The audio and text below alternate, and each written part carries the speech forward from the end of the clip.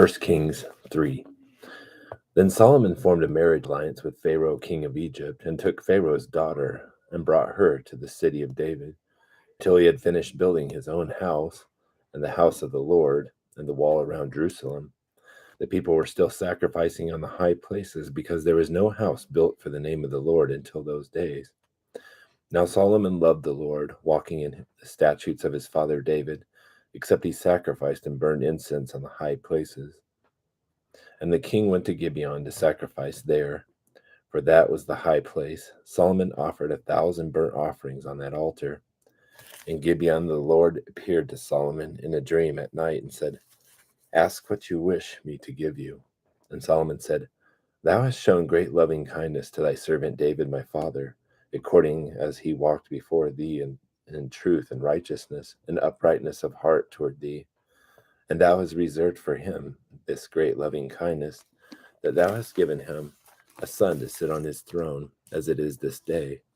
And now, O Lord my God, thou hast made thy servant king in place of my father David, yet I am but a little child. I do not know how to go out or come in. And thy servant is in the midst of thy people, which thou hast chosen, a great people who cannot be numbered or counted for multitude. So give thy servant an understanding heart to judge thy people, to discern between good and evil. For who is able to judge this great people of thine?" And it was pleasing in the sight of the Lord that Solomon had asked this thing. And God said to him, "Because you have asked this thing, and have not asked for yourself long life, nor have asked riches for yourself, nor have you asked for the life of your enemies, but have asked for yourself discernment to understand justice, behold, I have done according to your words. Behold, I have given you a wise and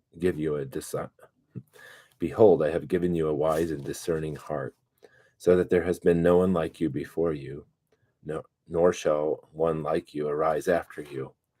And I have also given you what you have not asked, both riches and honor, so that there will not be any among the kings like you in all your days.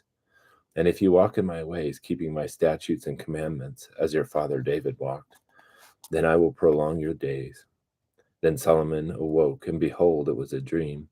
And he came to Jerusalem and stood before the ark of the covenant of the Lord, and offered burnt sacrifices, and made peace offerings, and made a feast for all his servants.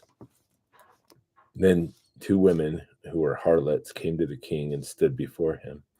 And the one woman said, "Oh, my lord, this woman and I live in the same house, and I gave birth to a child while she was in the house. And it happened on the 3rd day after I gave birth that this woman also gave birth to a child, and we were together. There was no stranger with us in the house, only the 2 of us in the house. And this woman's son died in the night because she lay on it. So she arose in the middle of the night and took my son from beside me while your maidservant slept, and laid him in her bosom, and laid her dead son in my bosom. And when I rose in the morning to nurse my son, behold, he was dead. But when I looked at him carefully in the morning, behold, he was not my son whom I had born." And the other woman said, "No, for the living one is my son, and the dead one is your son." But the first woman said, "No, for the dead one is your son, and the living one is my son." Thus they spoke before the king.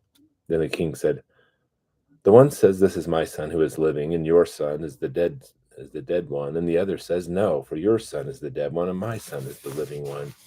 And the king said, "Give me a sword." So they brought a sword before the king. And the king said, "Divide the living child in 2, and give half to one and half to the other." Then the woman whose child was the living one spoke to the king, for she was deeply stirred over her son, and said, "Oh, my lord, give her the living child, and by no means kill him." But the other said, "He shall be neither mine nor yours. Divide him." Then the king answered and said, "Give the first woman the living child, and by no means kill him. She is his mother." When all Israel heard of the judgment which the king had handed down, they feared the king, for they saw that the wisdom of God was in him to minister justice.